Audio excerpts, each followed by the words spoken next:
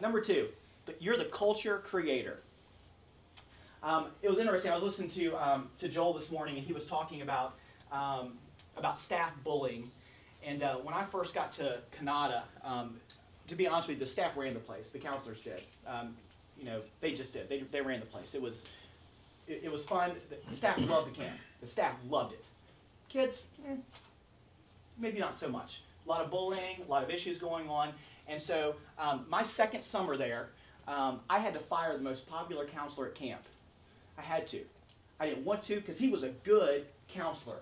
He was the best counselor with the kids. But he was a cancer on the staff.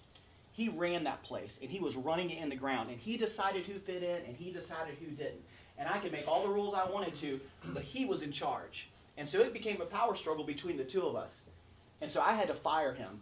And there was this, I fired him, and there was this big thing. The staff were going to walk out. He can't do this. The idea of this is our camp.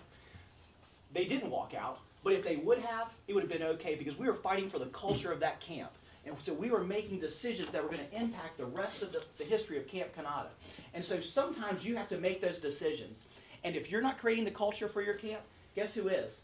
Someone you don't want to. Do you really want to trust that to an 18-year-old? An 18-year-old boy? Oh my God.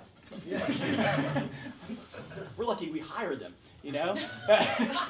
and so be clear that you're setting the culture and decide what the culture is that you want. If I go to your camp, I don't expect you to try to copy what someone else does. Be you, and your camp's going to feel like you. And I always tell people, your camp's eventually going to take on the personality of the director. And I say the director because I'm assuming the director is running the place. But it's going to take on the personality of that. And so whatever you want it to be that. Like I meet some people, and they're just the nicest. They hug you, and man, they're just the nicest one. I'm not a hugger. But when you go to their camp, man, everybody's so nice and it's so calm and laid back. You go to my camps, they're nuts. It's like, it's out of control, but that's how I live. And so you just expect that. There's music playing and we stop and we dance sometimes and things like that, just for the heck of it, because you need to dance occasionally, just to jazz it up a little bit. And so you're creating your culture.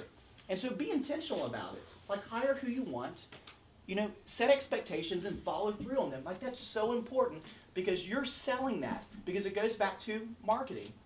You're selling a culture at your camp. Do kids feel safe here? Do they enjoy themselves? Are you partnering with parents? Are you investing in a kid's life? And so you are the culture creator, and your camp is going to be as unique as you are.